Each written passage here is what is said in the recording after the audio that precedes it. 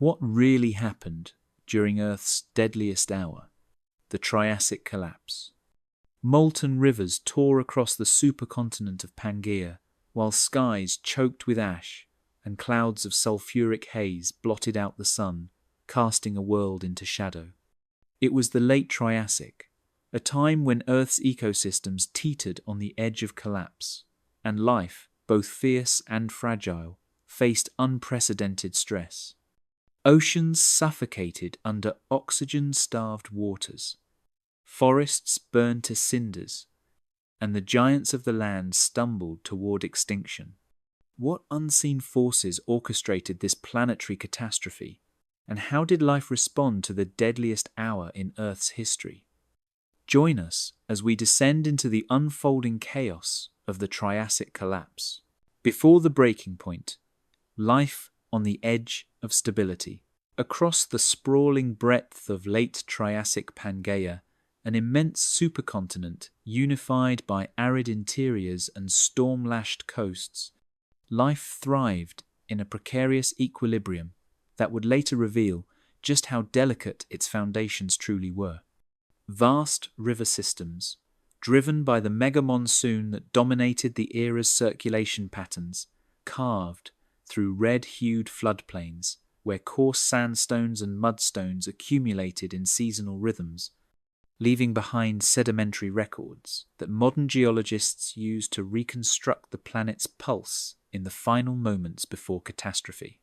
Towering conifer forests, dominated by genera such as Araucarioxylon and Voltsia, anchored these landscapes, their resinous trunks rising above a mosaic of cycads and ginkgophytes that flourished in pockets of relative moisture, despite the supercontinent's overarching aridity.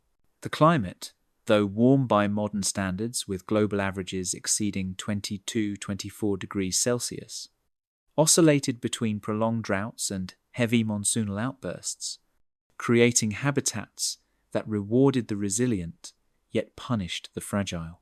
Along the margins of these shifting ecosystems, immense archosaurs, rulers of the late Triassic, established themselves as the unrivaled masters of terrestrial dominance. The semi-aquatic phytosaurs, exemplified by robust forms such as Rutiodon and Mystriasuchus, patrolled the braided river channels with elongated tooth-lined jaws that mirrored the morphology of later crocodilians, but represented an independently evolved design optimized for ambush predation. On drier floodplains, heavily armored atasaurs, like Desmatasuchus, browsed low vegetation using shovel-shaped snouts adapted for digging, their dorsal spikes forming a natural barrier that discouraged even the most determined predators. Yet the true apex threats were the Rauisuchians, colossal carnivores such as Postosuchus, whose deep skulls, serrated teeth, and pillar-erect limb posture allowed them to move with a terrifying blend of stability and power, contrasting sharply with the sprawling gaits of more primitive reptiles. Nearby, early dinosaurs, still small, still overshadowed, still far from dominance, occupied marginal niches that placed them at the periphery of ecological power.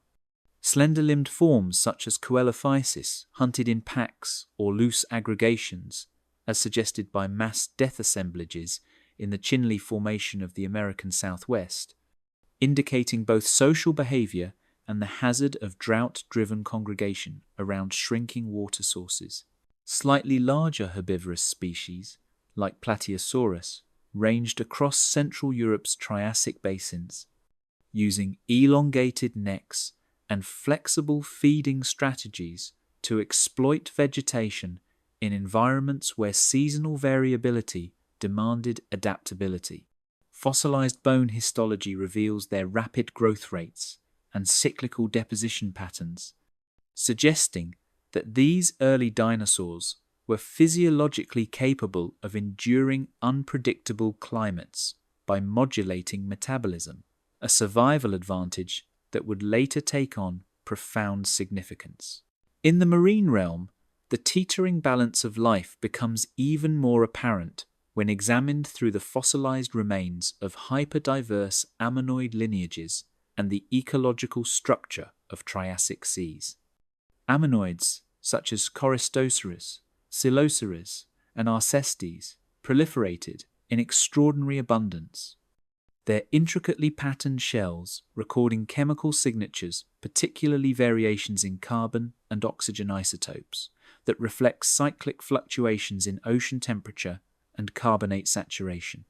Marine reptiles, including the broad-bodied placodonts and streamlined ichthyosaurs, prowled coastal shelves and open waters respectively, maintaining complex food webs that relied on a steady supply of planktonic productivity. Reef systems, constructed not by corals but by sponges, microbialites, and early scleractinians still recovering from the Permian devastation, stitched together shallow marine environments where biodiversity flourished, yet remained conspicuously sensitive to even slight changes in water chemistry. Far inland, sediment cores extracted from Triassic lakebeds reveal microfossil assemblages that reinforce the impression of a world perched at the edge of climatic stability. Pollen spectra show alternating dominance between drought-tolerant conifers and moisture-dependent fern groups, indicating flip-flop transitions in hydrology that occurred on millennial scales and correspond to orbital forcing cycles identified in the Newark Basin's cyclostratigraphy. Charcoal fragments preserved within these cores demonstrate that wildfire activity was both frequent and intense, driven by high atmospheric oxygen concentrations estimated at roughly 18–20%, a level sufficient to fuel continent-spanning forest burns that reshaped ecosystems through periodic pulses of destruction and regrowth. These fires, in turn, influenced soil nutrient dynamics, periodically reducing biomass but also creating brief windows of ecological opportunity for opportunistic species that thrived in disturbed habitats. In regions closer to the equator, the immense monsoon system that blanketed Pangaea produced seasonal rainfall deluges so powerful that they sculpted entire sedimentary basins into rhythmic sequences still visible today. Each year, colossal storms deposited thick layers of silt and clay across ephemeral lakes, generating valve-like laminations that geologists use to measure subtle climatic oscillations across tens of thousands of years. During the dry season, desiccation cracks formed polygonal networks on exposed mudflats, while the retreating waters concentrated dissolved minerals into evaporite deposits, particularly gypsum and halite layers that record extreme aridity episodes in the Coleraine geological archive. These alternating wet-dry cycles created ecological bottlenecks where only the most drought-tolerant plants, amphibians, and small reptiles could persist, driving evolutionary selection pressures that favoured species with broad ecological tolerances or efficient water conservation strategies. Elsewhere, across the vast supercontinent, the interplay of tectonics and climate produced isolated pockets of endemism that highlight the fragmented nature of Triassic biodiversity. Rift valleys within what would become eastern North America hosted lush lowland ecosystems that supported a mixture of amphibians, temnospondyls, and smaller archosaurs whose physical adaptations reflected local environmental demands: broad skulls for bottom feeding, elongated limbs for navigating swampy terrain, and dermal armour for deterrence in predator-rich zones. In contrast, the highlands of western Pangaea preserved fossil assemblages, suggesting cooler, more temperate conditions, where vegetation shifted toward hardy conifers and seed ferns, shaping herbivore populations adapted to nutrient-poor soils and seasonal frost. Such geographic variability intensified the delicate balance of survival, creating ecosystems finely tuned to regional stability, yet vulnerable to disruption on continental scales. Even the atmosphere of this era, reconstructed from paleosol carbonates and leaf stomatal density studies, reveals a world already strained by elevated greenhouse gas concentrations long before the first eruption of the catastrophic camp event. CO2 levels estimated between 1,500 and 2,500 parts per million sustained global warmth, but also contributed to extended drought cycles and amplified monsoonal extremes, creating climatic volatility that left plants and animals in constant negotiation with shifting environmental boundaries. Variations in stomatal indices among fossil ginkgophytes and Bennettitalaean leaves show rapid fluctuations in atmospheric composition, hinting at episodic outgassing events or regional environmental stress that preceded the more dramatic volcanic episodes soon to come. These atmospheric conditions set the stage for a precarious planetary equilibrium, where life continued to flourish, but only so long as the forces beneath the crust remained dormant. Amid this rich tapestry of species, climates, and interconnected ecosystems, the late Triassic world stood as a testament to evolutionary resilience and ecological complexity. Yet every geological and biological indicator suggests that the balance was already beginning to waver. Sedimentary layers chronicled cycles of stress that only narrowly avoided tipping points. Fossil assemblages captured species operating at the upper limits of environmental tolerance. And atmospheric reconstructions described a planet pushed toward extremes by natural variability alone. All around Pangaea, subtle signs of instability accumulated quietly, unnoticed by the creatures who depended on the continuity of these habitats, yet unmistakable to modern scientists who trace each clue to the threshold of a far greater upheaval. As the final calm of the Triassic settled across the supercontinent, the deep earth stirred beneath its vast terrain, awakening forces that would soon rupture the crust, ignite unprecedented volcanic fury, and begin unraveling the fragile tapestry of life that had persisted for millions of years. The supercontinent under strain, internal pressures build. Deep within the mantle, long before the surface sensed even a tremor, thermal upwellings began to concentrate beneath Pangaea's enormous weight, driving slow but profound rearrangements in the convection cells that powered Earth's internal engine.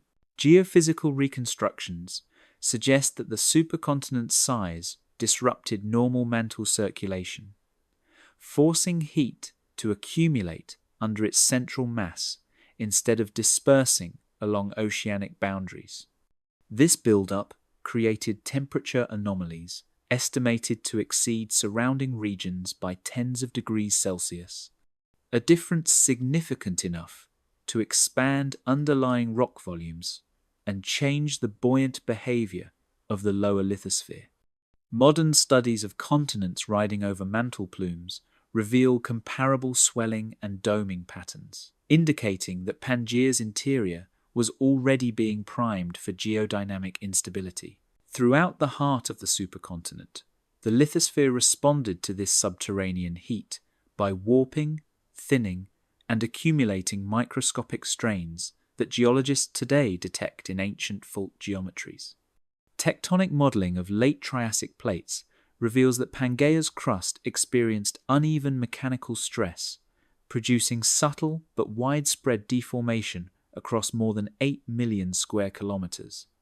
Thin section analyses from present-day equivalents of Triassic rift basins show early microfaults, tiny shear zones, only millimeters in width, that betray the first stages of continental stretching. These microstructures, often invisible without magnification, provide some of the clearest evidence that the continent was quietly beginning to tear itself apart from within.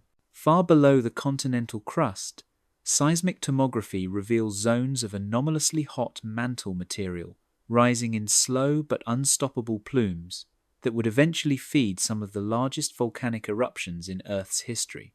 While the Triassic mantle cannot be imaged directly, researchers use modern hotspots, such as Hawaii, Iceland, and Réunion, as analogues to infer the thermal and chemical properties of these ancient upwellings. Such plumes deliver massive quantities of basaltic melt toward the lithosphere, pressurizing the underside of the crust and accelerating its mechanical fatigue. Geochemical signatures in camp basalts indicate deep mantle sources rich in incompatible elements, confirming that mantle plumes were already active long before the first surface eruptions began. As these plumes pressed upward, the rigid crust of Pangaea began to arch and buckle, forming the earliest proto-rift structures identifiable in late Triassic basalt intrusions that now lie preserved across 4 continents. Structural mapping of regions in modern Morocco, eastern North America, and southwestern Europe reveals linear intrusive bodies, dikes aligned in parallel sets that reflect organized regional tension. These dikes, ranging from meters to tens of meters in width, record the directions in which the crust began to stretch as Pangaea experienced mechanical failure. Their orientations are consistent with a future tier between what would eventually become Africa, Europe, and the Americas. Within these stretching regions, mineral grains aligned along new stress paths, capturing in their orientations the earliest signatures of the tectonic violence that would follow. Electron backscatter diffraction analyses show that quartz, feldspar, and pyroxene crystals within Triassic rocks developed preferred orientations indicative of sustained directional strain. Such petrofabric evidence reveals not only the direction of tectonic pull, but also the stress magnitude, which increased steadily as heat continued to accumulate beneath the continental interior. These minute alignments function as geological seismographs, preserving snapshots of stress long before surface rupture began. Threading through the future spine of the central Atlantic, magma intruded into crustal weaknesses, forming vast dike swarms that extended for hundreds of kilometers and foreshadowed the massive volcanism still to come. Radiometric dating of these intrusions places many of them several 100,000 years before the main phase of eruptions, suggesting that magma had been silently working its way upward through the crust well before the catastrophic pulse at 202 million years ago. Many dikes are geochemically linked, demonstrating that they originated from a common deep source and infiltrated the crust along pre-existing zones of weakness repeatedly.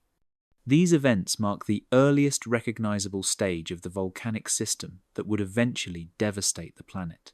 In sedimentary basins bordering these developing rifts, subtle shifts in deposition patterns signal episodes of uplift and subsidence driven by deep earth distortions.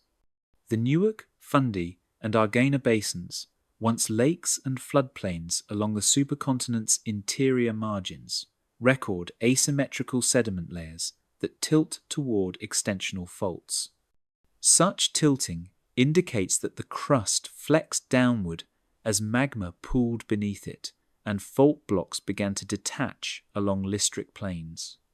Paleomagnetic measurements from these basins also show slight but measurable changes in Earth's magnetic inclination, suggesting tectonically driven shifts in local crustal orientation during the lead-up to breakup. At the continental margins, compressional forces created thrust belts and fault systems that recorded the mechanical strain spreading outward from Pangaea's core. Rocks in regions that are now Western Europe and northwestern Africa show evidence of far-field compression, including tight folds and reverse faults that formed as stress radiated away from the central rift axis. These structures mirror patterns seen in modern continental breakup systems, demonstrating that Pangaea's instability generated transcontinental stress fields that propagated for thousands of kilometers. Their presence confirms that the entire supercontinent, not just its interior, was being reshaped by deep Earth forces. Even the planet's magnetic field, preserved evidence of instability as magnetic minerals in cooling rocks, captured erratic pole movements associated with lithospheric reconfiguration. Magnetostratigraphic sequences from late Triassic basins record rapid shifts in magnetic inclination and declination that correlate with episodes of tectonic tilting and uplift.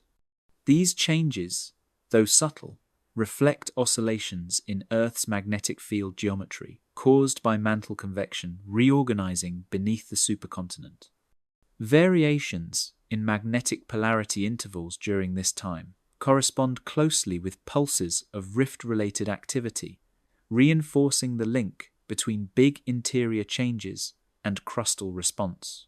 By the latest Triassic, the cumulative effect of millions of years of thermal and mechanical stress had pushed the supercontinent to the brink of structural failure, leaving its crust stretched thin and its mantle reservoirs swollen with pressurized melt. Geological timelines suggest that uplift rates accelerated in the final million years before rupture, accompanied by heightened fracturing in regions that would soon split into separate landmasses. New dike intrusions, some spanning over 1,000 kilometers in length, carved fresh pathways toward the surface as the lithosphere neared its elastic limits. Every indicator, from mineral fabrics to basin subsidence patterns, points to an Earth rapidly approaching a breaking point. In the final moments before rupture, magma chambers swelled beneath the crust, fracturing overlying rock layers and building pressure that no geological framework could safely contain. Fluid inclusion studies revealed trapped pockets of volatile rich melt, indicating that CO2 and sulfur gases accumulated in large quantities within these chambers. Such gases lower magma viscosity and increase buoyancy, meaning that the combination of heat, pressure, and volatile loading made explosive ascent increasingly likely. Geophysical analogues show that systems under this level of stress cannot remain stable for long, and the Triassic Earth was no exception. As this internal strain approached its limits, the Earth's deep forces prepared to break through the surface, pushing the world toward the first cracks that would initiate Earth's deadliest hour, even as the late Triassic landscapes above remained unaware of the catastrophic transformation about to erupt from below. In this rising tension lies the final quiet before the continental shell gives way, marking the moment when subterranean pressure will transcend its hidden realm and rewrite the biosphere in a single geological instant. When the crust split open, the initial magmatic pulses, from the first breaches in the continental crust, molten rock surged toward the surface along newly formed conduits, heralding the birth of the Central Atlantic magmatic province, in a dramatic unfolding that would reshape the Triassic world. These first intrusions, imperceptible to life above, carried magma from deep mantle plumes into zones of weakness, exploiting fractures created by the tectonic stresses of the previous epoch. The dikes penetrated kilometers of lithosphere in a near-simultaneous eruption sequence, their paths guided by pre-existing faults and fractures that crisscrossed the supercontinent's interior. Radiometric dating of zircon crystals preserved within these intrusions indicates that the pulses occurred within mere hundreds of thousands of years, a geologically brief interval signaling the onset of planetary-scale volcanism. In the early stages, basaltic dikes penetrated kilometers of lithosphere, creating a network of intrusions stretching across what would become 4 modern continents. From North America's Newark Basin to the Argana Basin of Morocco and southwestern Europe, these intrusions followed roughly linear trajectories, reflecting the directional pull of the fracturing crust. The sheer scale of these dikes, some extending over 1,000 kilometers in length, illustrates how Pangaea's rigid crust had been primed for rupture. Modern geophysical analogues show that such linear intrusions are capable of delivering enormous volumes of magma to to the surface, setting the stage for subsequent flood basalt flows that would blanket vast regions. Gas-rich magma, loaded with CO2 and sulfur, began to accumulate in shallow chambers, pressurizing the overlying rock until it could no longer contain the swelling melt. Petrological analyses of early camp basalts reveal vesicle patterns indicative of rapid gas expansion, suggesting that even at the first pulses, degassing was extensive. The pressure exerted by these volatile-laden magmas fractured overlying rock layers, creating conduits for eruptions and releasing chemically charged gases into the atmosphere. Although modest compared with the later flood basalts, these first degassing events marked the opening of a feedback loop where magmatic pressure and crustal weakness interacted to accelerate eruption dynamics. Radiometric dating of these initial intrusions confirms their emplacement occurred almost simultaneously across vast regions, marking a synchronized planetary scale event. UPB zircon ages from dikes in Morocco, North America, and Europe all cluster within a narrow window around 201-202 million years ago, providing compelling evidence for a coordinated volcanic onset.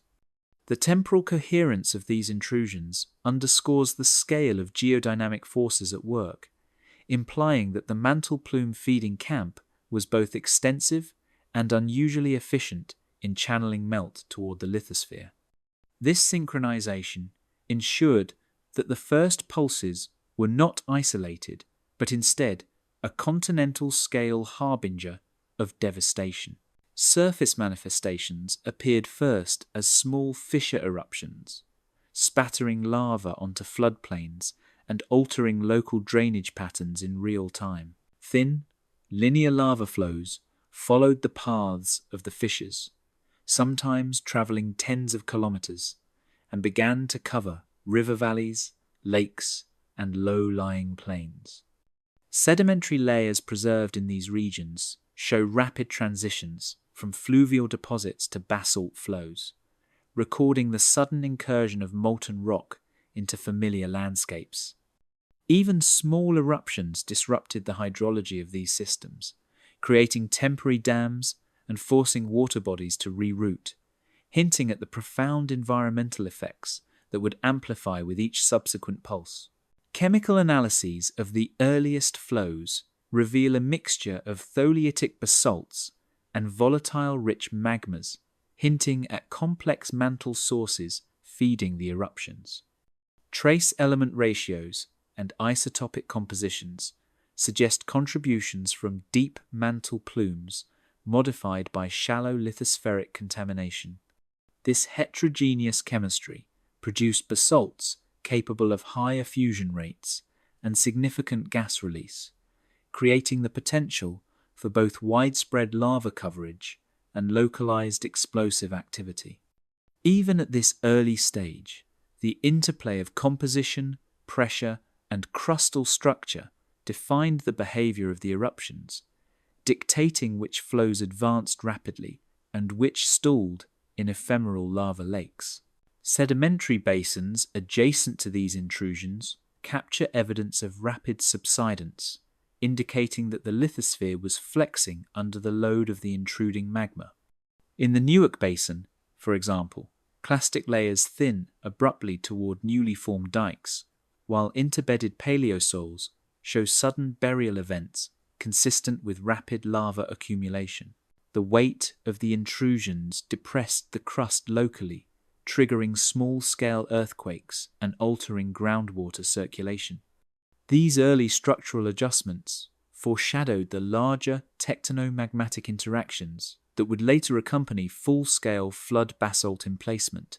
Even distant regions, far from the first fissures, show magnetic anomalies consistent with the emplacement of dikes and sills tens of kilometers away.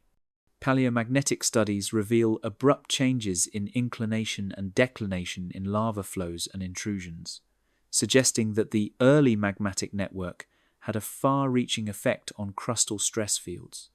These signals provide a global fingerprint of initial camp activity, confirming that the first pulses were not isolated events, but part of a continent-spanning phenomenon affecting regions that had yet to witness a single lava flow. In some areas, lava fountains rose hundreds of meters, sending pyroclasts and gas into the atmosphere and initiating the first local climatic perturbations. These fountains, fueled by volatile rich magma, injected aerosols and sulfur gases into the lower atmosphere, creating temporary regional cooling and acid precipitation.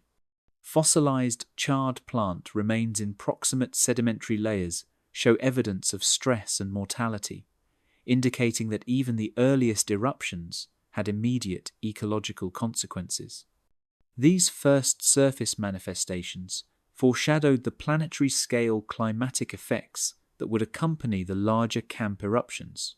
The progression from initial intrusions to continuous flood basalt coverage was neither uniform nor slow. Pulses of activity created a patchwork of eruptions across the supercontinent. Some fissures fed long lava flows, while others stalled as magma pooled underground, forming sills and laccoliths that redistributed heat and stress within the crust. The episodic nature of these early eruptions indicates that the supercontinent was entering a period of rhythmic but accelerating instability, each pulse nudging the crust closer to catastrophic failure. These earliest pulses transformed the landscape in hours to days, carving new topography, damming rivers, and disrupting established ecosystems, while signaling the onset of an unprecedented magmatic epoch. Fossil records reveal that local fauna and flora experienced sudden habitat alteration, illustrating how quickly the geological upheaval translated into ecological consequences.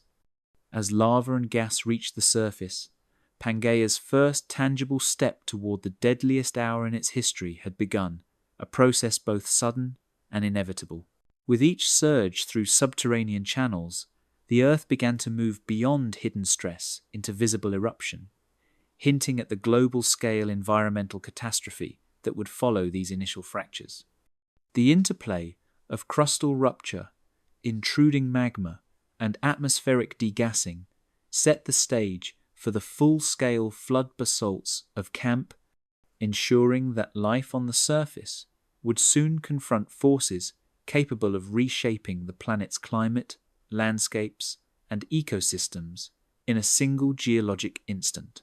The Great Eruption, Camp's lava floods, ignite the crisis. Flood basalts began pouring across lowlands, consuming rivers and swallowing valleys beneath sheets of molten rock. The scale of these flows was unprecedented, rapidly transforming familiar landscapes into a fiery, unrecognizable terrain. From fissure sources that had formed in the prior stage of tectonic stress, lava advanced in sheets tens of meters thick, obliterating existing ecosystems and burying sediments that had persisted for millions of years. Even the most resilient plants and animals had little chance to escape the advancing floods, and the first tangible evidence of Camp's catastrophic potential was etched into the land itself. From present-day North America to Morocco and Europe, the Earth's crust groaned under the weight of unprecedented lava volumes. These lava sheets, produced by massive magma chambers beneath Pangaea, spread laterally for tens of kilometers, converging to create continuous blankets across vast regions. The stress of the accumulating molten rock caused subtle flexing and warping of the crust, which in turn influenced the direction and thickness of successive flows. In sedimentary basins bordering the new basalt fields, paleosol layers record abrupt burial events, revealing how quickly environments were altered by these unstoppable rivers of fire. Flow after flow stacked upon each other, producing thick blankets of basalt that would insulate the land for millennia to come. Cooling processes were dramatic, with thick flows forming columnar jointing that preserved precise information about flow thickness, cooling rate, and eruption duration. These early flood basalts were already altering local climates by radiating intense heat and initiating small-scale greenhouse effects. Fossil evidence shows that charred plant material and thermally stressed organisms were trapped between layers, providing a stark record of immediate ecological consequences. Paleogeographic reconstructions show that lava traveled tens of kilometers from its source fissures, damming lakes and altering drainage on a continental scale. Streams and rivers were abruptly obstructed, creating temporary lakes and forcing sediment redistribution. Sedimentary records reveal rapid transitions from fluvial to volcanic deposition, often within a few years. These hydrological disruptions were among the first signs that the full environmental impact of camp would extend far beyond the immediate zones of lava flow. Gas emissions intensified as surface lava flows expanded, releasing sulfur dioxide, carbon dioxide, and other volatiles into the atmosphere. Early degassing already began altering air composition locally, increasing acidity in precipitation and creating regional temperature anomalies. These gases, though initially confined, foreshadowed the global-scale atmospheric effects that would soon drive mass extinctions. Modern geochemical analyses of ancient basalts indicate that the first pulses of camp were responsible for significant emissions that rivaled any prior volcanic event of the late Triassic. Cooling basalts preserved distinct columnar jointing, revealing the rates at which enormous lava sheets solidified in the open air. These natural geometric patterns, visible across thousands of kilometers of preserved rock, serve as a direct archive of eruption intensity and thermal history. The presence of multiple stacked flows demonstrates how rapidly and repeatedly Pangaea's crust was resurfaced, providing a geological record of pulse-driven episodic volcanism.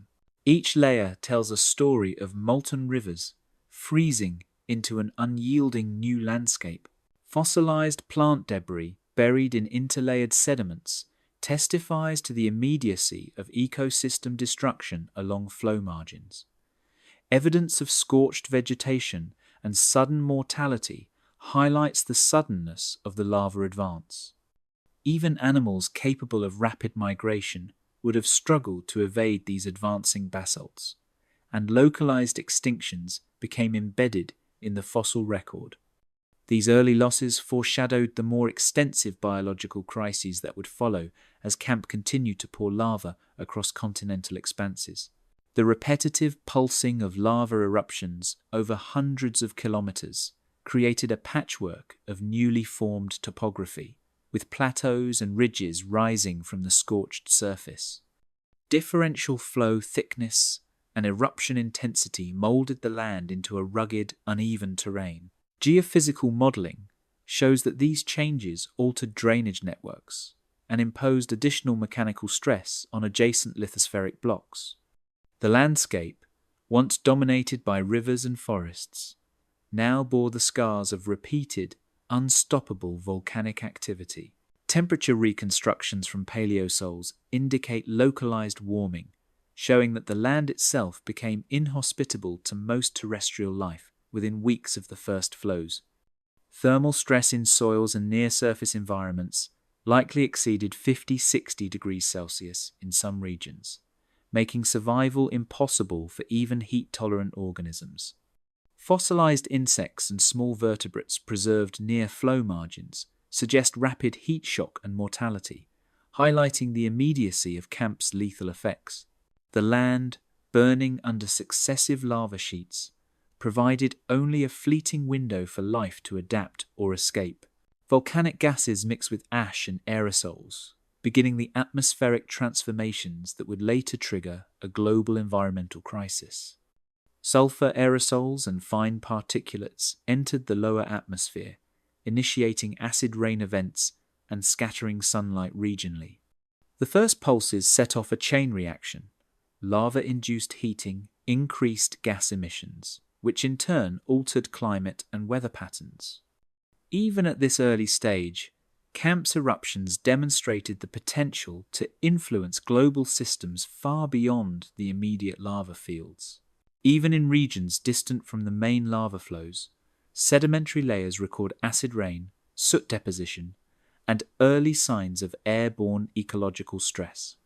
Palynological records indicate declines in plant diversity, while geochemical proxies show elevated levels of sulfuric compounds and carbon dioxide.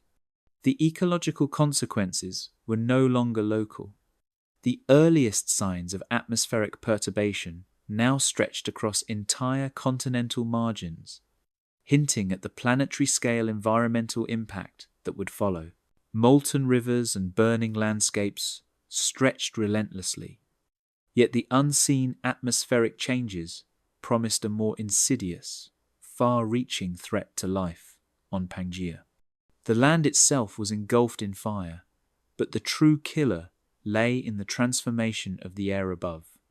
Sulfuric acid aerosols, carbon dioxide buildup, and heat-trapping gases began a cascade of environmental change that would gradually suffocate ecosystems, alter the climate, and drive extinction on a global scale. The stage was set, the great eruption had begun, and while lava reshaped the continents, the atmosphere prepared to deliver its lethal judgment. Air in revolt.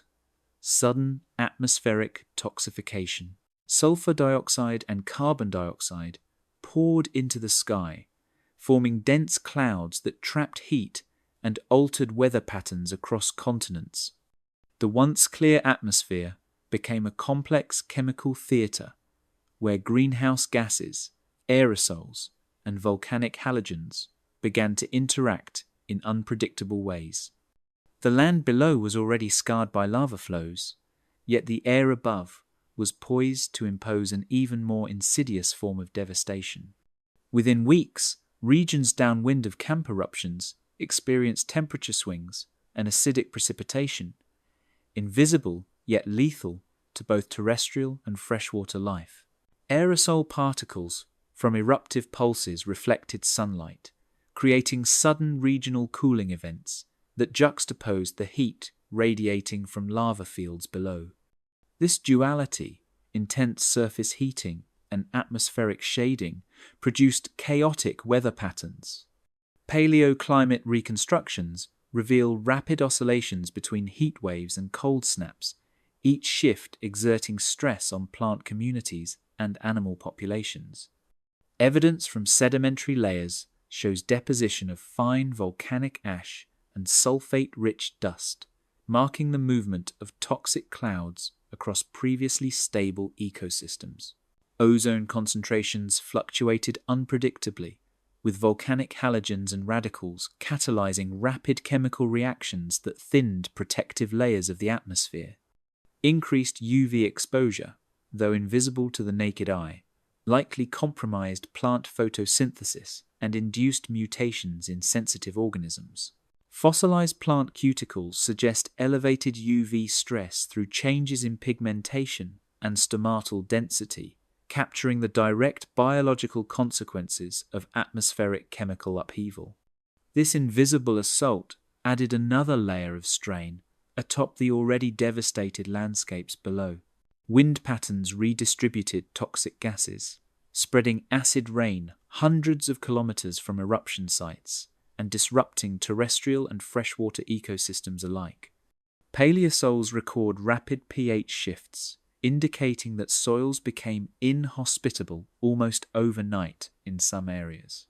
Freshwater lakes, once sources of stability for regional life, turned acidic and oxygen depleted, killing fish and invertebrates en masse. The atmosphere, once a buffer for life, became a conveyor of destruction, capable of impacting regions far removed from the initial eruptions. Buried in layers of sediment, proxies from peat and lake deposits reveal abrupt pH shifts, capturing the immediate acidification of soils and waters in proximity to camp flows. This chemical stress is mirrored in paleobotanical evidence.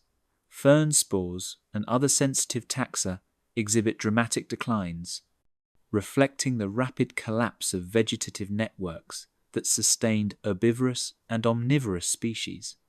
These early acidification events set the stage for cascading ecological failures, linking atmospheric chemistry to biosphere-wide vulnerability. Paleotemperature reconstructions show oscillations of warming and cooling, a volatile response to greenhouse gas pulses and aerosol shading working in tandem. Measurements derived from isotopic analyses of carbonate nodules indicate fluctuations of several degrees Celsius over remarkably short timescales. These abrupt climatic swings would have been impossible for many organisms to track or adapt to, amplifying the mortality already induced by lava inundation. Life faced a dual challenge, surviving the fiery flows below and the chemically unstable skies above. Fossilized flora exhibits rapid physiological stress, including leaf deformation and abrupt shifts in stomatal density, recording the atmospheric assault on photosynthesis. These morphological changes offer direct evidence of environmental toxicity and provide a window into the cascading effects of atmospheric perturbation on primary productivity. Declines in photosynthetic efficiency would reverberate up the food chain, weakening herbivore populations and destabilizing predator-prey dynamics within already stressed ecosystems. Carbon isotopic anomalies in soil and sediment layers indicate massive CO2 injection that destabilized carbon cycles and signaled a planet-wide chemical imbalance. Elevated atmospheric CO2, coupled with reduced ozone and episodic cooling, produced a climate both hot and erratic. Geochemical analyses of organic and inorganic carbon fractions demonstrate rapid excursions that prelude larger-scale greenhouse effects. The planet's atmospheric chemistry had shifted irreversibly, laying the foundation for long-term ecological collapse. Atmospheric opacity increased, scattering sunlight and lowering regional visibility, a phenomenon captured indirectly in sediment color changes and preserved plant remains. This diffuse shading reduced photosynthetically active radiation, further stressing plants already grappling with acid rain and temperature swings. Contemporaneous insect fossils suggest developmental abnormalities consistent with environmental stress, highlighting the wide-ranging biological impact of atmospheric toxification. Poured from darkened skies, sulfuric acid rain scoured surfaces, chemically eroded soil profiles, and altered the chemical composition of freshwater habitats. The combined effect of direct acid deposition and aerosol-induced UV stress created lethal conditions for many species, particularly amphibians, freshwater invertebrates, and shallow-rooted plants. The planet's air had shifted from a life-sustaining medium into a vector of systemic crisis, foreshadowing the broader environmental calamity that would define the end Triassic. Even distant regions, once considered insulated, began to record climatic and chemical perturbations, demonstrating the far-reaching scale of volcanic atmospheric influence. Sedimentary and paleosol evidence shows synchronous stress events across hundreds of kilometers, indicating that the camp eruption's impact was global rather than localized. Life everywhere, from equatorial forests to mid-latitude floodplains, now contended with chemically hostile air that had previously been a stable environmental foundation. Through every corner of the continents, the poisoned air wove a lethal web that reached far beyond the scorched land, infiltrating forests, rivers, and freshwater basins alike. Sulfate aerosols, carbon dioxide, and acid rain combined to stress ecosystems on a scale previously unseen, leaving life struggling to cope with sudden chemical and thermal extremes. Vegetation weakened, herbivores faltered, and predators confronted a collapsing food chain, while subtle signals in sediments hinted at the ocean's impending suffocation. Invisible yet pervasive, the atmosphere had become a silent arbiter of survival, transforming from a protective envelope into a global agent of mortality. In this escalating crisis, the land had burned and the air had turned toxic, and now the seas were preparing to reveal the next chapter of Earth's deadliest hour. Seas without breath, the collapse of marine oxygen. Oxygen levels in shallow seas plummeted first, choking reefs, lagoons, and coastal habitats in a subtle yet relentless suffocation. Coral frameworks that had persisted for millions of years began to crumble as sessile invertebrates perished, leaving skeletal structures bleached and fragile.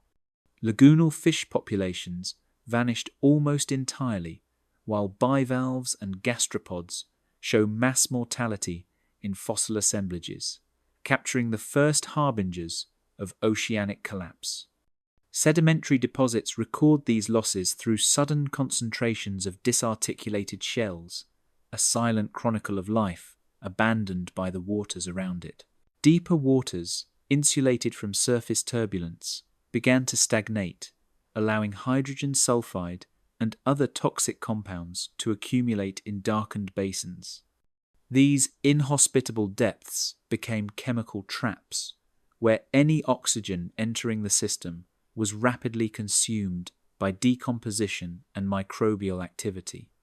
Geochemical signatures in carbonate sediments reveal elevated sulfur and iron concentrations, confirming the widespread onset of euxinic conditions, lethal not only to fish but to plankton and benthic communities alike. Even the most resilient organisms could not escape this creeping, invisible threat. Geochemical signatures in carbonate rocks record sudden drops in redox-sensitive elements, revealing anoxic conditions that spread across entire continental shelves. Molybdenum, uranium, and vanadium concentrations shift abruptly in sediment cores, providing a precise timeline of oxygen depletion. Laminated sediment layers, devoid of biotubation, document the collapse of benthic ecosystems, while fossilized burrows become rare or absent altogether. These chemical and sedimentary markers allow scientists to reconstruct the staggering speed and scale of the marine die-offs that ensued. Ammonoids, bivalves, and other marine invertebrates show abrupt mortality in fossil assemblages, capturing the first pulses of oceanic die-off. Cephalopods with delicate shells often appear in dense, monospecific beds, indicating mass mortality events rather than gradual decline. Bivalve species, once abundant across shelves, disappeared, leaving gaps in the food web that would ripple through marine ecosystems for millennia. The fossil record thus serves as both a warning and a testament to the ocean's fragility in the face of chemical upheaval. Marine plankton populations, crucial to carbon cycling, collapsed under oxygen stress, altering nutrient flows and destabilizing global productivity. Calcareous nanoplankton show sharp reductions in abundance, as indicated by microfossil assemblages in deep-sea cores. Phytoplankton decline reduced primary productivity, cascading up the food chain to herbivorous zooplankton and small fish, further amplifying the ecological domino effect. The ocean's capacity to sequester carbon weakened, accelerating atmospheric CO2 accumulation and linking marine collapse to global climate perturbations. Traces in sulfur isotopes reveal widespread hydrogen sulfide upwelling, poisoning shallow waters and creating lethal conditions for vertebrate and invertebrate species alike. Fossil fish exhibit signs of gill damage consistent with chemical toxicity, while sediment cores reveal sulfur enrichment coincident with widespread extinction horizons. These pulses of toxic upwelling were episodic, yet each successive event left fewer survivors and more chemical instability, compounding the ocean's decline and intensifying ecological stress on an unprecedented scale. In the calm, laminated strata of ancient basins, sediment cores reveal laminated layers with few burrowing organisms, indicating that benthic ecosystems were decimated across broad regions. Microbial mats proliferated in the absence of larger fauna, further altering sediment composition and geochemistry. Trace element ratios and isotopic anomalies suggest that these microbial communities were fueled by decomposing organic matter, feeding on the remnants of once thriving ecosystems. The ocean floor had become a shadow of its former vibrancy, a chemical graveyard echoing the violence unfolding above. Rapid ocean warming amplified stratification, preventing replenishment of oxygen from the surface and accelerating anoxic expansion. Surface waters, heated by greenhouse gases and reduced circulation, no longer mix efficiently with deeper layers, isolating oxygen-rich zones from nutrient-depleted depths. This thermal barrier intensified stress on mid-water and deep-sea organisms, while shallow seas faced alternating pulses of heat and chemical toxicity. The oceans had become a layered death trap, with each stratum exhibiting unique but deadly conditions. Evidence from trace metals and rare earth elements demonstrates that these anoxic events were episodic, yet cumulative, each pulse more severe than the last.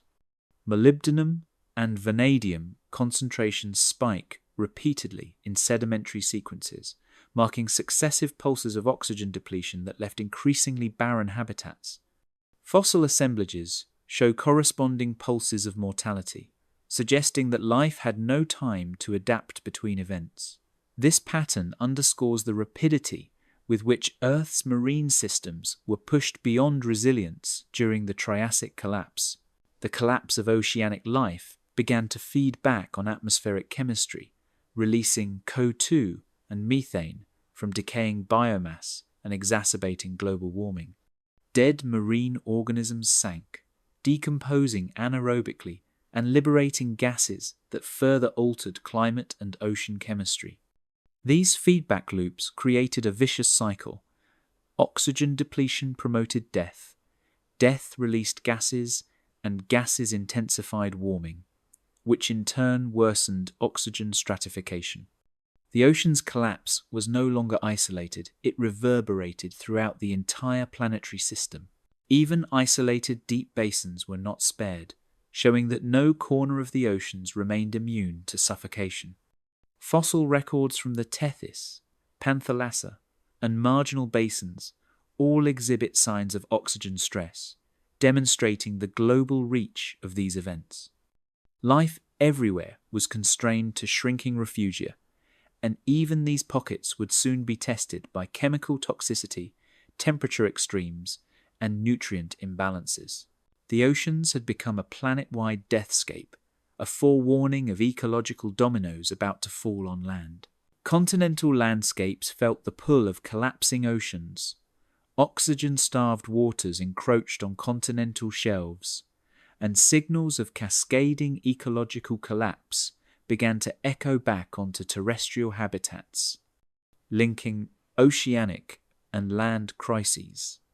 The poisoning of rivers and estuaries, coupled with climate feedbacks from dying oceans, stressed coastal and inland ecosystems, leaving land, plants, and animals increasingly vulnerable. Marine die-offs were not an isolated tragedy, they were a planetary signal that the Triassic world had entered its deadliest hour. In this interconnected collapse, the fate of the seas foreshadowed the suffering soon to grip life on the continents, continuing the inexorable march of Earth's deadliest hour. Land in turmoil, temperature shocks, and climate whiplash. In the heart of Pangaea, scorched soils cracked under unrelenting heat, exposing root systems of plants that had thrived for millions of years. Ferns and gymnosperms withered in place, their delicate vascular systems unable to withstand the sudden desiccation.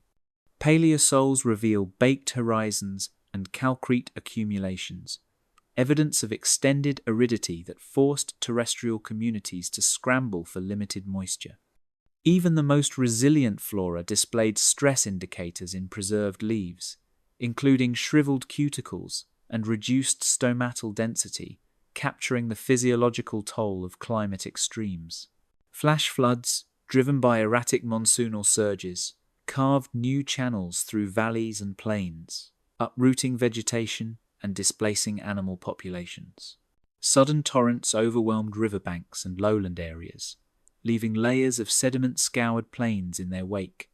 Fossil assemblages document mass disarticulation of small vertebrates and reptiles, evidence of rapid transport and mortality events.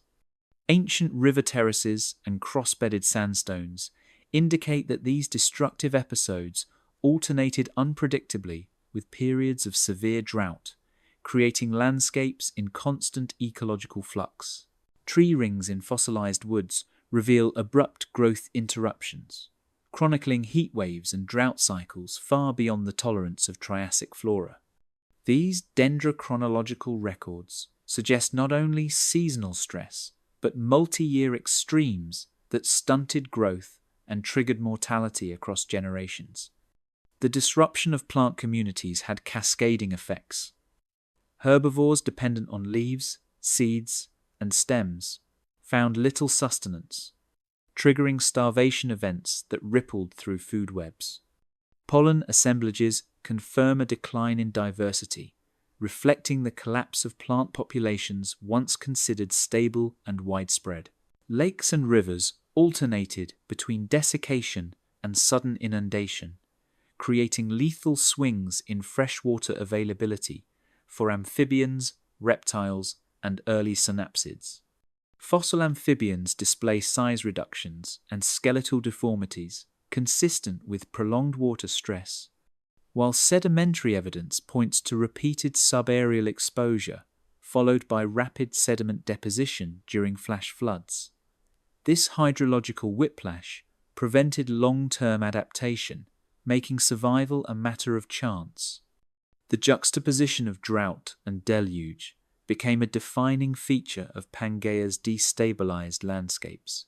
Trace fossils indicate frantic migration patterns, as herbivorous species sought limited grazing grounds only to encounter barren or poisoned landscapes.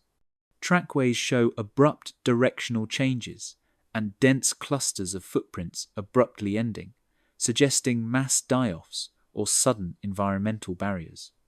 These behavioral imprints highlight the desperate struggle of terrestrial animals to find food and water in a world where previous migration routes had been rendered unviable. Predators, following these prey populations, confronted starvation and habitat fragmentation, intensifying stress throughout the ecosystem. Layers of ancient dust reveal repeated episodes of soil erosion and dust storms, blanketing plant communities and reducing photosynthetic efficiency. Wind-driven deposits, preserved as loess layers, capture the scale of aridification and ecological disruption. Dust accumulation hindered the growth of understory plants and suffocated small vertebrates, while nutrient cycles were disrupted as topsoil was stripped from vulnerable landscapes. These processes exacerbated existing climatic stress, producing a feedback loop that reinforced environmental extremes. Volcanic CO2 pulses, combined with methane release from warming soils, amplified temperature fluctuations and drove local climates into extremes of heat and humidity. Paleoclimate reconstructions suggest that regional warming reached levels intolerable to many terrestrial species, with some areas experiencing heat stress beyond the limits of metabolic tolerance. Isotopic analyses of carbonate nodules in soils corroborate rapid greenhouse gas accumulation, linking atmospheric chemistry directly to the swings in temperature and precipitation observed across Pangaea. The terrestrial climate was no longer merely variable, it had become erratic and uninhabitable in places. Fossilized eggs and juvenile skeletons suggest that reproductive failure became widespread as young animals perished under sudden heat stress, or habitat loss. High juvenile mortality rates are evident across archosaurs, synapsids, and early dinosaur forms, revealing that population replenishment had slowed to a dangerous degree. Nesting sites show evidence of scorching, flooding, or abandonment, reflecting how extreme weather events disrupted critical life history stages. The inability of young to survive portended population collapses that would echo for generations. Isotopic signatures in paleosols record rapid swings in precipitation and temperature, confirming that climate instability was both abrupt and globally pervasive.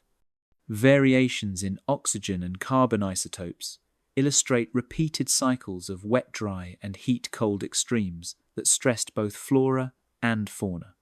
Such oscillations created patchy, habitable zones, fragmenting ecosystems into isolated refugia. Plants and animals that had previously thrived in contiguous landscapes now faced unpredictable microclimates, where survival demanded either mobility or extraordinary resilience. Predators, already stressed by dwindling prey, faced escalating challenges as ecosystems fractured and resource competition intensified. Fossil evidence suggests elevated stress markers in theropod teeth and limb bones, reflecting both malnutrition and increased intraspecific conflict. Carnivores became trapped in a web of scarcity, with mortality spikes corresponding closely to periods of climate shock. The disruption of trophic hierarchies illustrates how environmental volatility cascaded through every ecological layer, magnifying the consequences of climate extremes. Even the hardiest desert-adapted species experienced mortality peaks, demonstrating that no terrestrial refuge remained entirely safe. Fossilized remains in arid basins reveal episodic die-offs despite adaptations to heat and low water availability. Extreme conditions exceeded evolutionary tolerances, highlighting that the Triassic world had entered a phase of environmental stress unprecedented in both magnitude and speed. Survival depended not only on adaptation but on chance, and many species failed to meet this brutal test. Life clung precariously to a destabilized landscape. Pangaea's dominant animals teetered on the brink, signaling the next wave of catastrophic extinctions.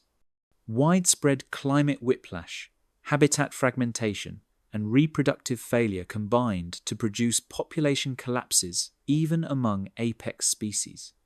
As plants withered, rivers desiccated, and storms raged, terrestrial life faced its most severe trial yet.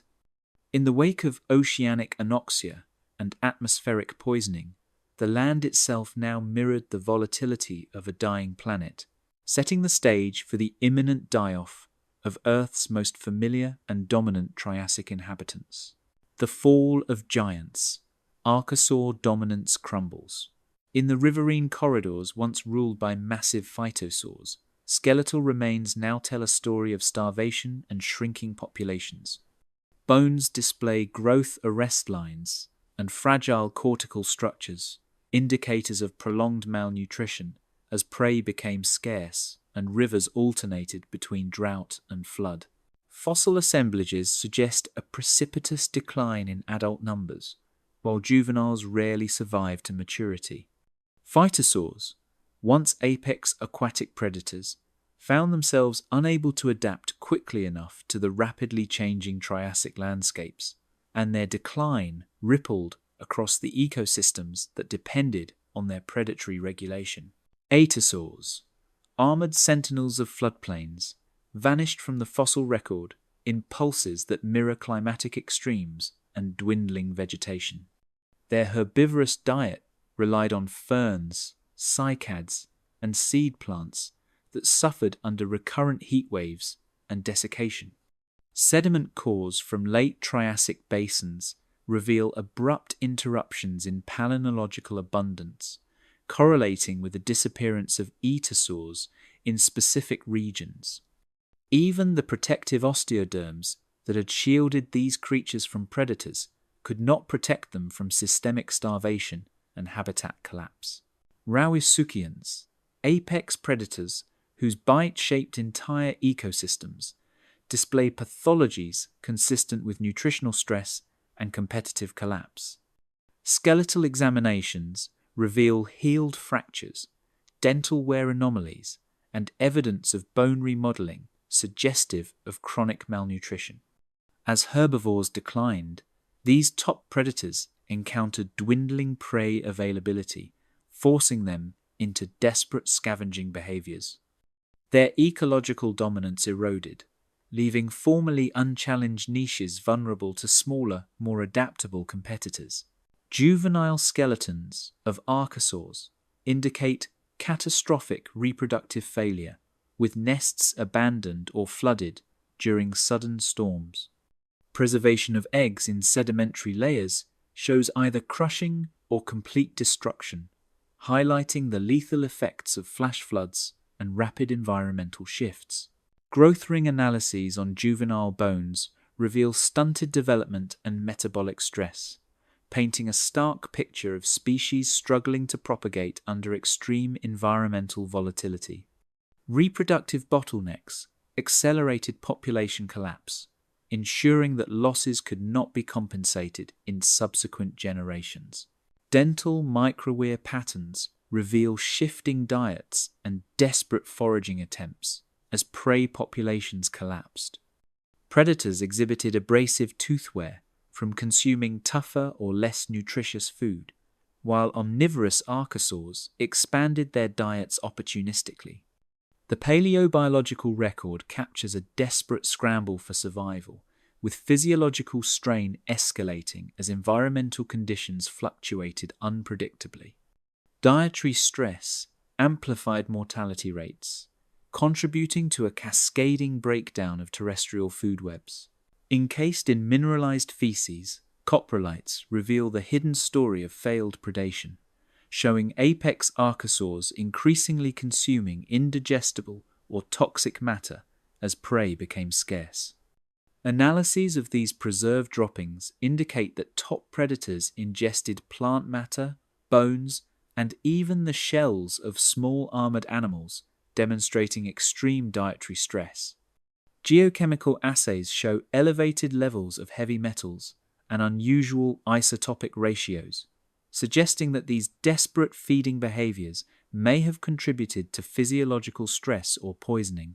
Such evidence adds a layer of behavioral insight, revealing how apex species were forced into maladaptive strategies as their ecological niches collapsed.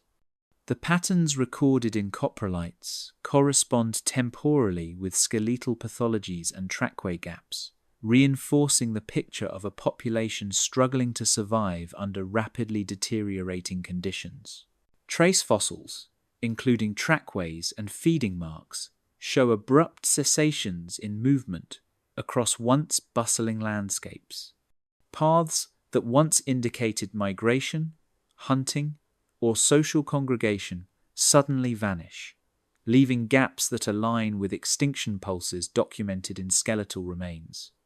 These behavioral snapshots highlight the immediate consequences of habitat fragmentation, reduced prey availability, and environmental unpredictability, emphasizing the speed at which apex species could be eliminated from entire regions. Sedimentary evidence aligns extinction pulses with climate whiplash, linking habitat loss directly to apex mortality. Layers of sand, silt, and volcanic ash preserve repeated episodes of drought, flood, and sedimentation that correspond with the decline of dominant archosaur populations. These environmental stressors did not act in isolation. They compounded each other, creating landscapes incapable of sustaining complex trophic structures. The geology itself becomes a silent record of ecological collapse, etched in strata across Pangaea. Isotopic analyses of bones suggest stress-induced metabolic changes preceding mass mortality events. Shifts in oxygen and carbon isotope ratios indicate rapid fluctuations in hydration, temperature, and diet composition.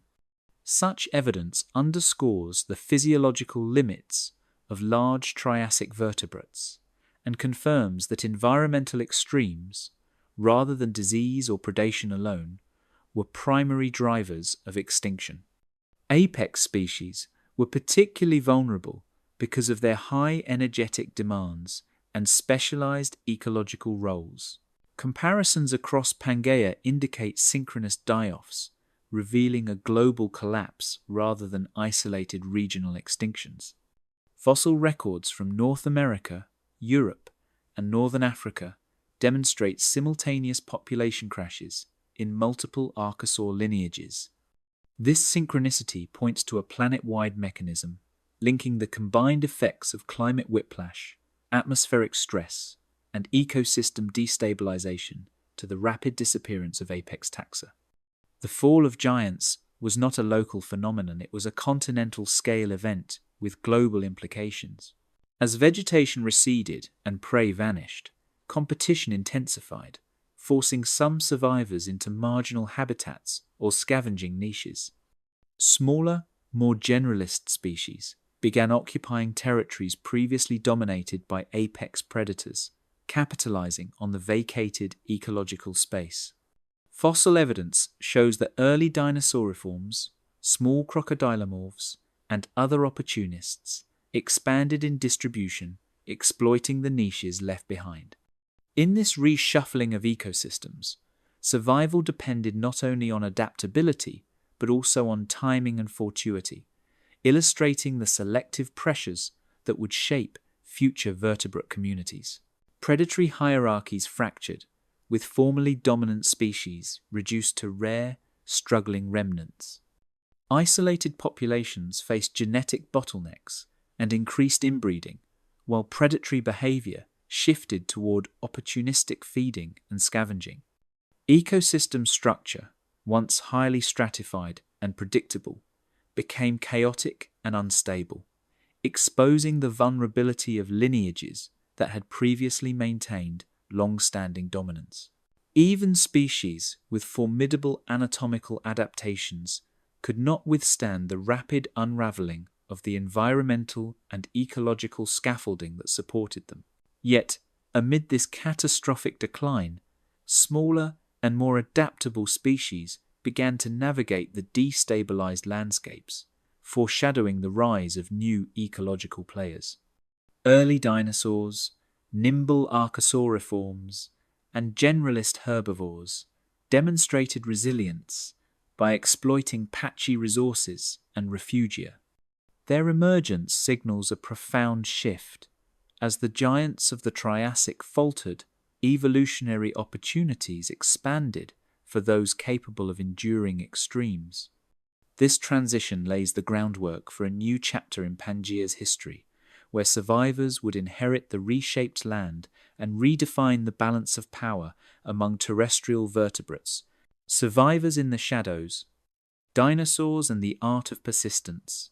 In worlds reshaped by extinction, small dinosaurs navigated landscapes littered with ecological traps and opportunities. Where the massive phytosaurs, atasaurs, and rauisuchians had once dominated, early dinosaurs and nimble archosauriforms exploited empty niches, slipping through the gaps left by extinction. Fossil evidence from North America, Europe, and Northern Africa reveals that these survivors maintained low-density populations, yet their persistence across widespread basins demonstrates remarkable ecological resilience. In a world suddenly fractured by climate whiplash, toxic air, and oxygen-depleted waters, their modest size and flexible behaviors conferred a survival advantage. Anatomical studies reveal early adaptations in limb structure, metabolism, and dentition that allowed these species to exploit a variety of food sources. Small herbivores developed efficient jaw mechanics, capable of processing both tough vegetation and opportunistic insect prey, while carnivorous forms retain teeth suited for a wide range of small prey items.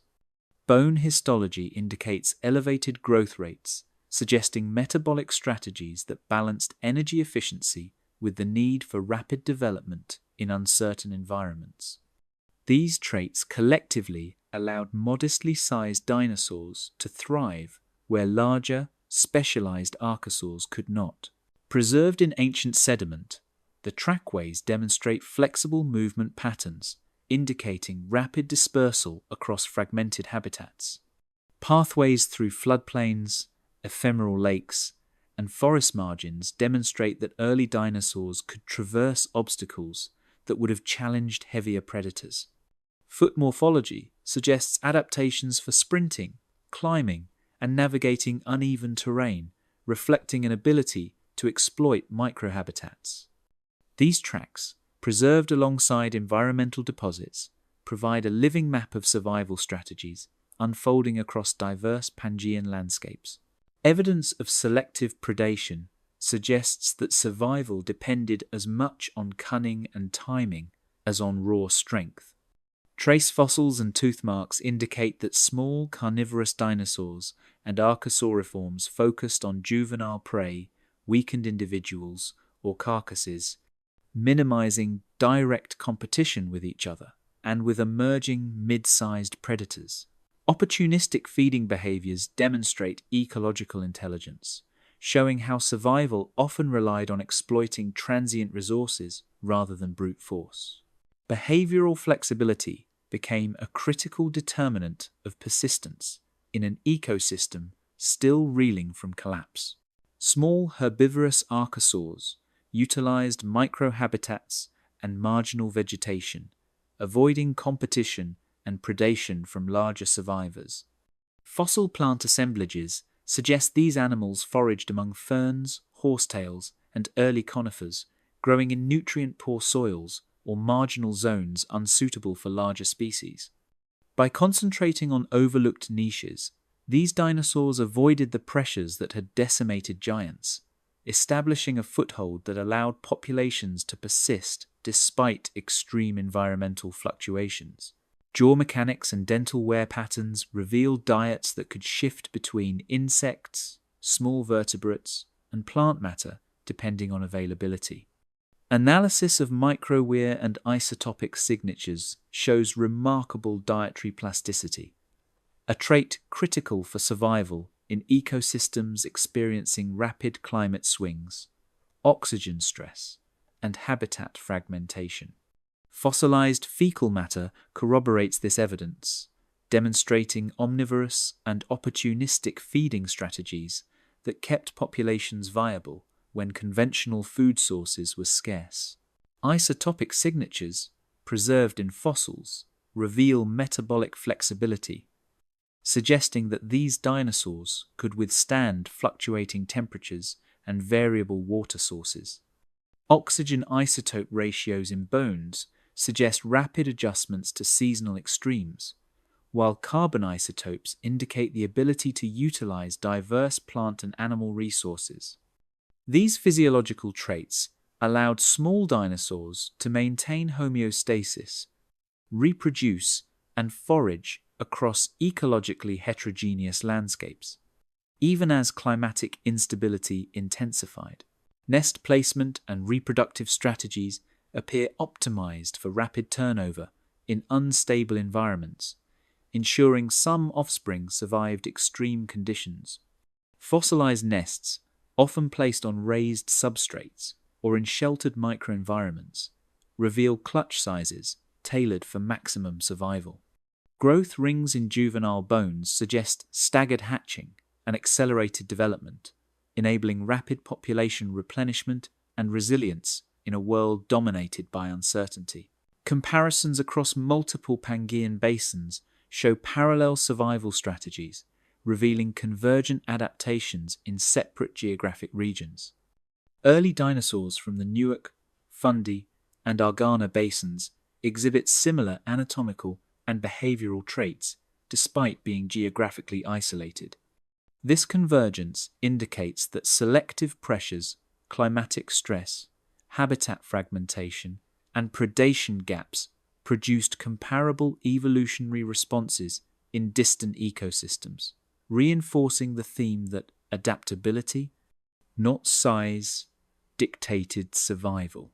Fossil evidence also highlights interactions with other small vertebrates and invertebrates, showing a network of opportunistic coexistence.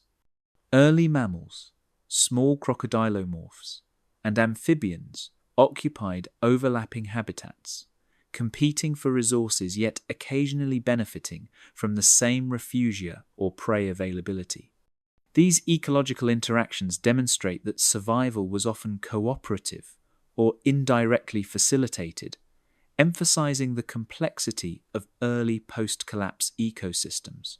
These survivors laid the groundwork for ecological dominance, quietly exploiting the void left by extinct apex taxa. By occupying niches that giants could no longer defend, early dinosaurs and archosauriforms established the evolutionary pathways that would eventually lead to Mesozoic diversification. Fossil evidence shows incremental expansions in size, range, and dietary breadth, reflecting both opportunity and constraint in an unstable world. Their resilience foreshadows the eventual rise of dinosaurs as dominant terrestrial vertebrates in the Jurassic.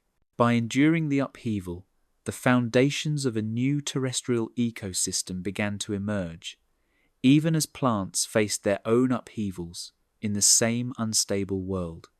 Palynological records show that surviving vegetation underwent selective turnover, favoring species capable of rapid regeneration and tolerance to fluctuating climates.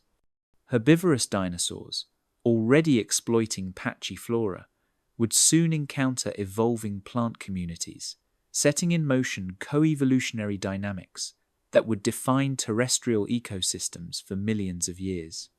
In this interplay of survival, adaptation, and ecological opportunity, the smallest and most adaptable players shaped the future of life on Pangaea. Forests on fire, the catastrophe in Earth's flora. Where dinosaurs still roamed, forests trembled under the weight of environmental stress and volcanic fury. What had once been sprawling gymnosperm and seed fern woodlands now faced relentless pressure from repeated fires, atmospheric toxins, and climatic volatility. Palynological records from multiple late Triassic basins show a striking decline in woody taxa, while spore-producing plants surged, rapidly colonizing landscapes rendered unstable. Charcoal horizons reveal layers of incinerated plant material stretching for kilometers, evidence of wildfire intensity rarely matched in Earth's history. In these fire-scarred regions, the vegetation that had defined Pangaea's ecosystems for millions of years began to vanish, leaving fragmented refuges for only the hardiest species. Charcoal layers and sedimentary horizons reveal fires of unprecedented scale, consuming vast stretches of gymnosperm and pteridophyte woodlands. Analysis of these deposits indicates that wildfires were not sporadic anomalies, but a recurring feature of this period, with intervals of combustion coinciding with volcanic outgassing events. Thick ash layers found interbedded with soil strata suggest that eruptions amplified wildfire frequency, turning forested basins into veritable infernos.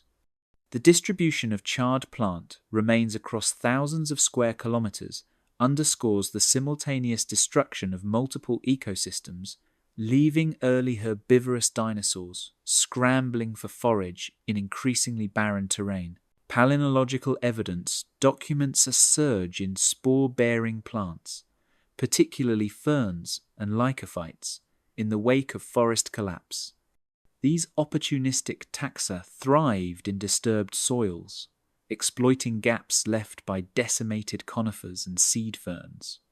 Their spores, resilient to acidic rain and temperature fluctuations, dominated the palynological record for thousands of years, creating monocultures in landscapes that were once ecologically diverse. This spore expansion illustrates the speed and scale of vegetational turnover and provides insight into the selective pressures that reshaped terrestrial flora during Earth's deadliest hour. Early conifers and seed ferns experienced sharp declines, leaving gaps that opportunistic species rapidly exploited. Fossil wood assemblages show a marked reduction in trunk diameter and canopy coverage, indicative of a population struggling to reproduce under repeated environmental stress. Leaf morphologies also changed, favoring smaller, faster-growing shoots capable of tolerating nutrient-poor soils. In some regions, entire forest canopies disappeared within a few thousand years, replaced by low-lying vegetation and fire-adapted pioneers. Analysis of fossil soils indicates nutrient depletion and frequent erosional events, limiting the ability of woody vegetation to recover immediately. The combination of acid rain, volcanic ash deposition, and repeated fires strip topsoils of essential minerals, creating hostile conditions for slower-growing trees. Sedimentary evidence reveals episodic flooding and mudflows, further reshaping landscapes and dispersing plant detritus. These factors combine to prevent the rapid return of gymnosperms, ensuring that opportunistic species dominated for the foreseeable ecological future. Plant morphology shows shifts towards small leaves and fast-growing shoots, reflecting selective pressures for rapid regeneration under unstable climates. These adaptive traits allowed plants to take advantage of brief windows of favorable conditions, reproducing and spreading before subsequent fires or droughts could eliminate them. Fossilized leaf arrangements and branch patterns indicate that these species were highly plastic in growth form, a strategy that increased survival in fragmented and volatile habitats. High-resolution charcoal records suggest that repeated wildfires were a dominant driver of landscape turnover, not merely isolated catastrophes. Quantitative analyses of charcoal content in stratigraphic layers reveal cycles of ignition corresponding to both volcanic pulses and periods of prolonged drought.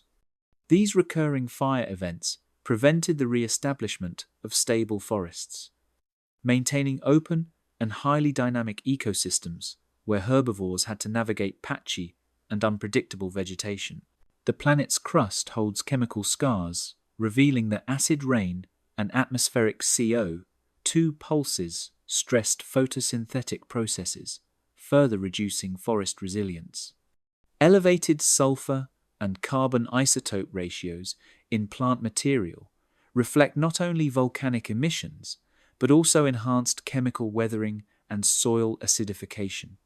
These stressors impaired plant growth, limited nutrient uptake, and contributed to the collapse of previously dominant taxa.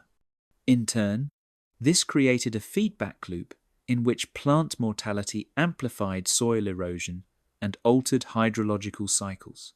In some basins, spore-dominated assemblages persisted for thousands of years, creating temporary monocultures in ecosystems once dominated by diverse gymnosperms. These temporary ecosystems shaped the feeding patterns of surviving herbivorous dinosaurs and smaller vertebrates, constraining diet and behavior. The dominance of ferns and lycophytes illustrates the profound ecological simplification that followed massive environmental perturbation, emphasizing how plant turnover dictated the fate of terrestrial communities. The interplay of herbivory, climate extremes, and volcanic activity created patchy refugia, where rare surviving plant taxa could slowly recolonize. Fossil evidence shows that pockets of resilient conifers and seed ferns survived in sheltered valleys or on nutrient-rich substrates, providing localized resources for specialized feeders. These refugia represent the tenuous link between pre-collapse forests and the recovery of terrestrial ecosystems in the early Jurassic. This widespread floral devastation foreshadowed cascading effects on terrestrial herbivores, insects, and detritivores, linking land and atmospheric crises. With primary producers diminished, food webs became highly truncated, forcing rapid behavioral and physiological adaptation among consumers. Herbivorous dinosaurs, insects, and small mammals all experienced selective pressures that favored mobility, dietary breadth, and tolerance to chemical stressors.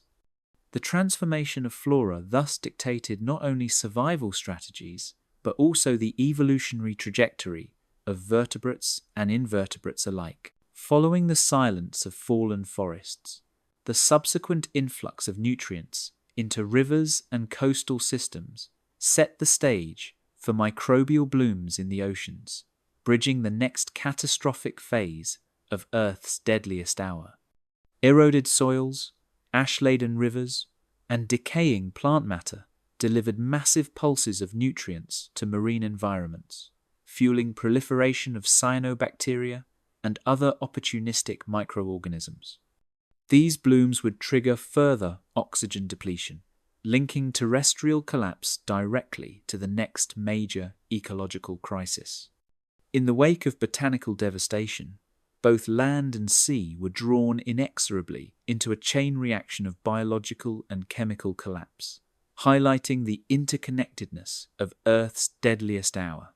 The microbial takeover, oceans turn alien. Beneath the once thriving seas, nutrient surges sparked microscopic revolutions among the ocean's smallest denizens, transforming what had been vibrant ecosystems into alien, oxygen-starved landscapes. Rivers, ash-laden and eroded by the collapse of forests, poured an unprecedented load of minerals and decaying organic matter into shallow and deep basins alike, fueling microbial blooms that spread faster than any larger life could adapt.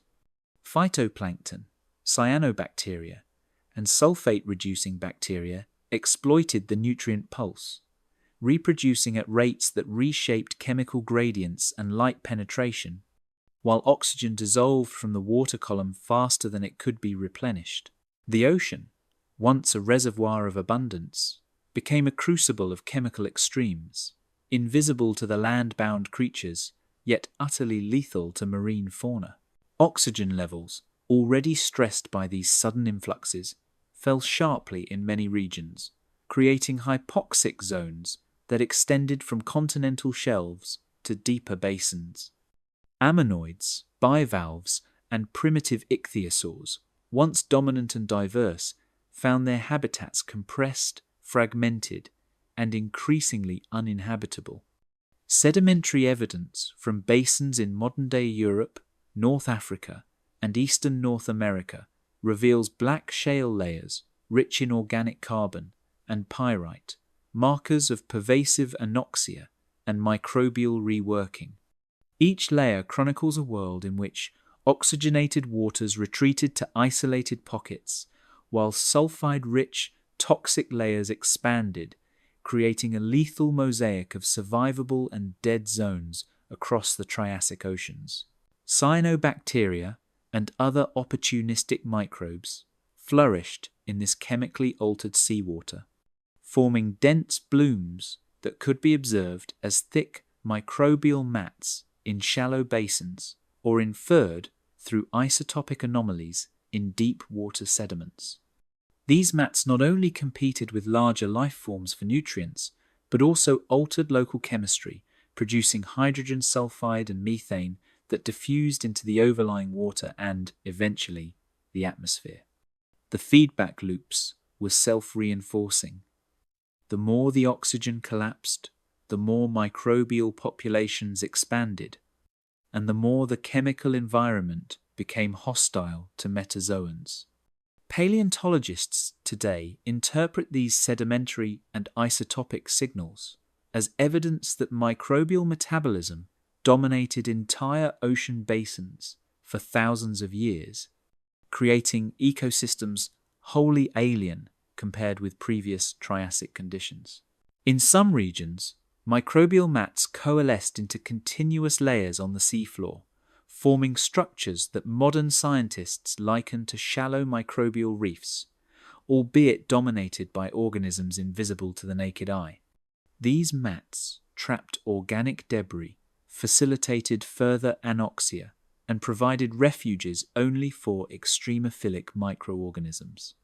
Fossilized impressions of microbial filaments, stromatolite-like structures, and mineralized biofilms reveal the extent to which microbial life had become the primary architects of marine landscapes. Larger animals, unable to tolerate low oxygen and high sulfide, either perished locally or were forced into constrained, overcrowded refugia where competition and stress accelerated die-offs. Microscopic scavengers, unseen by any vertebrate eye, transformed organic debris into vast mats of metabolic activity, creating chemical microenvironments lethal to larger fauna. These microbial consortia not only consumed detritus, but actively modified seawater chemistry, producing localized pockets of extreme acidity and hydrogen sulfide concentrations that could fluctuate daily with tides and currents. Geochemical analysis of Triassic sedimentary basins reveals layers of pyrite nodules and isotopically light carbon indicative of prolific sulfate reduction, suggesting that microbial metabolism was driving both local and regional oxygen depletion. Evidence also shows that certain microbial communities formed extensive biofilms that stabilize sediments while simultaneously restricting oxygen diffusion, effectively creating microrefuges for only the most tolerant microbes. These chemical and physical modifications further constrained the ability of larger metazoans to survive, reinforcing microbial dominance in a feedback loop that extended the anoxic interval across Pangaea's shallow and mid-depth basins. Trapped within layers of mud and sand lies evidence showing that these microbial surges coincided with repeated pulses of nutrient input from terrestrial devastation. Ash deposits from Central Atlantic magmatic province, eruptions, eroded soils from scorched forests, and decaying plant matter formed a continuous conveyor of life's detritus into the seas. Each pulse intensified hypoxia, prolonging the extinction interval and preventing any stable recovery of marine ecosystems.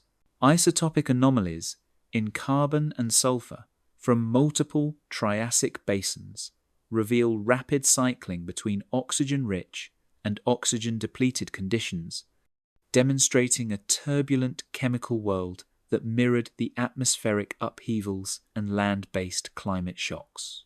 Microfossil analyses further reveal that the composition of planktonic communities shifted dramatically, favoring fast reproducing, opportunistic taxa capable of thriving under extreme chemical stress.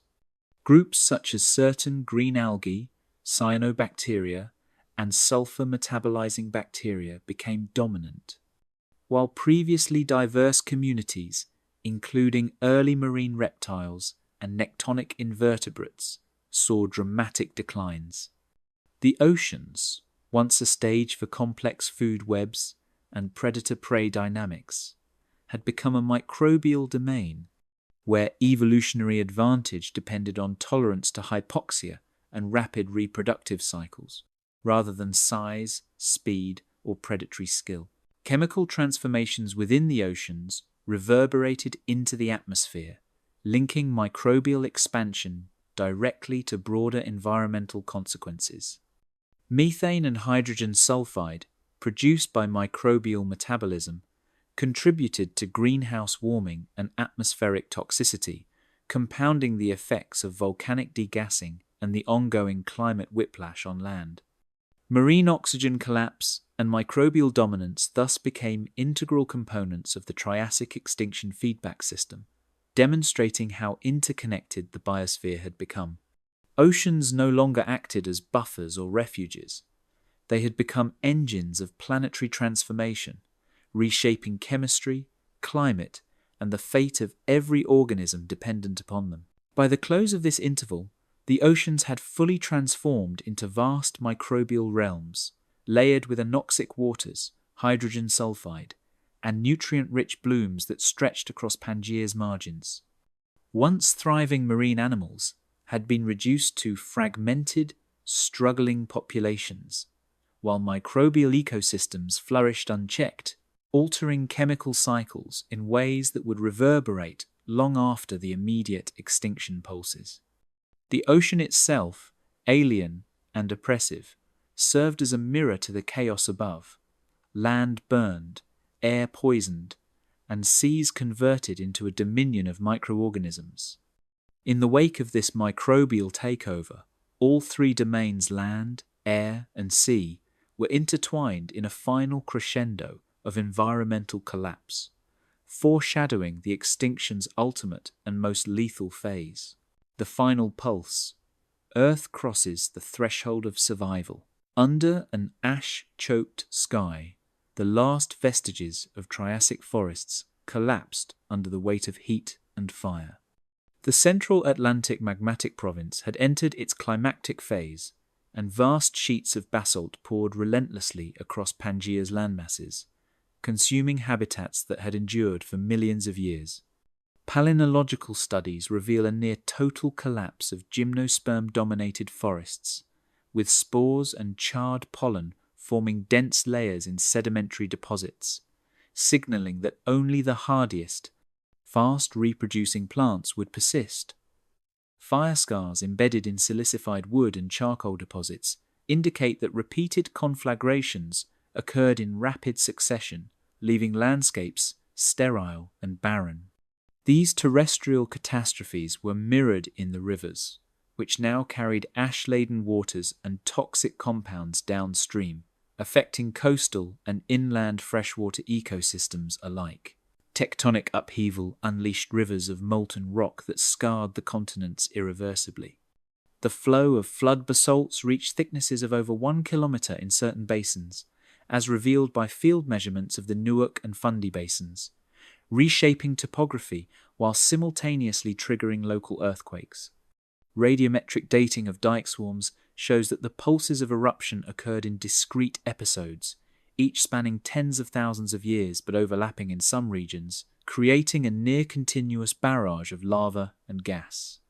The immense heat released altered local climates, causing short-term spikes in temperature that compounded the already extreme greenhouse conditions from accumulated CO2. Geological evidence from paleosols indicates rapid subsidence and soil sterilization, rendering the landscapes inhospitable to virtually all terrestrial life. Chemical tides surged through the oceans, turning once vibrant reefs into lifeless strata. Sediment cores from eastern North America and northern Africa reveal repeated black shale layers, rich in organic carbon, marking intervals of widespread marine anoxia. Hydrogen sulfide concentrations, reconstructed from isotopic signatures of sulfur-bearing minerals, show episodes when the oceans became lethal to most aerobic life. Calcifying organisms, including bivalves and early marine reptiles, abruptly vanish from the fossil record in these layers, while microbial mats and cyanobacterial deposits proliferate. The sudden shift in redox conditions not only eliminated numerous species, but also disrupted nutrient cycling, leading to cascading ecological failures that would last for millions of years. Locked in the chemical memory of rocks, isotopic anomalies in carbon and sulfur reveal the extreme volatility of the planet's final pulses. Measurements of delta to the power of 13c and delta to the power of 34s in Triassic-Jurassic boundary sediments demonstrate rapid swings consistent with massive carbon injection and widespread sulfide oxidation. These geochemical signals coincide with the timing of camp eruptions, linking magmatic activity directly to global environmental stress. Atmospheric modeling based on these datasets indicates that surface temperatures increased by as much as 8–10 degrees Celsius over relatively short geological intervals, while ocean acidification further stressed marine calcifiers. The combined effect of thermal spikes, acidification, and hypoxia produced a planet operating far beyond the bounds of biological tolerance. Skeletons of vanished species lie entwined in sedimentary layers, testimony to the swift breadth of extinction. Fossil assemblages in North America, Europe, and Northern Africa show that apex predators, large herbivorous archosaurs, and many aquatic taxa were abruptly reduced or entirely eliminated. Teeth marks on fossil bones reveal that scavengers, including early dinosaurs, fed opportunistically on the dying fauna, underscoring how food webs collapsed and restructured in real time. These records also reveal selective survival patterns. Smaller, more adaptable species, both vertebrate and invertebrate, persisted in refugia, highlighting the interplay of physiology, ecological plasticity, and sheer chance. This uneven survival set the stage for a profound evolutionary turnover, where new lineages would emerge from the ashes of the old. A pall of volcanic haze enveloped the land, blending heat, acid, and particulates into a lethal blanket across Pangaea. Sulfur dioxide released during camp eruptions formed sulfuric aerosols that reflected sunlight, creating short-term cooling episodes followed by rebound heating from greenhouse gases. Particulate matter, preserved in varved lake sediments, indicates that skies were persistently opaque, reducing photosynthesis and destabilizing ecosystems already stressed by thermal and chemical extremes. Atmospheric modeling corroborates this scenario, showing that photosynthetically active radiation may have dropped by as much as 70% during peak eruptions, pushing plant and microbial life to its limits. These atmospheric conditions reinforce the feedback loops between land, air, and sea, accelerating global extinction processes. Simultaneous collapses in land, sea, and air created feedback loops that intensified environmental catastrophe beyond recovery. Rising CO2 and methane from degassing combined with sulfate aerosols to produce oscillating climates, while oceanic anoxia fed back into atmospheric composition through gas exchange. Rivers became conduits of both ash and nutrients, stimulating microbial blooms that consumed remaining oxygen and released toxic gases such as hydrogen sulfide. Terrestrial ecosystems, already stripped by fire and temperature shocks, could not withstand this confluence of stresses. Extinction pulses occurred in rapid succession, leaving virtually no opportunity for species to recover between events, demonstrating the lethal efficiency of interconnected environmental collapse. In the silent aftermath, scorched landscapes and poisoned seas remained as stark monuments to the deadliest hour. Evidence from isotopic studies, sedimentology, and fossil records illustrates that both marine and terrestrial ecosystems experienced near-synchronous crises. Microbial communities dominated newly vacant ecological niches, while opportunistic survivors clung to fragmented habitats. Across Pangaea, the once complex web of life had been reduced to simplified communities, setting the evolutionary stage for the Jurassic recovery. In this final pulse, Earth crossed the threshold of survival. The Triassic extinction had claimed its victims, transformed ecosystems, and left a planet teetering at the brink of renewal. Life would endure, but only after navigating the severest trial in its history, a prelude to the rebirth that awaited beyond the scope of this documentary's deadliest hour. In the shadow of oceans turned alien and continents scorched by fire, the Triassic collapse stands as a testament to both fragility and resilience. where the forces of Earth itself reshaped life in a single, catastrophic pulse. We have witnessed the fall of giants, the rise of survivors, and the unseen hand of planetary forces that govern existence beyond perception. From the ashes of forests to the depths of anoxic seas, life endured, transformed, and quietly plotted its return. The deadliest hour has passed, yet its echoes linger in every living thing that carries the story forward. If this journey through Earth's past fascinated you, don't forget to like, subscribe, and leave your thoughts in the comments below.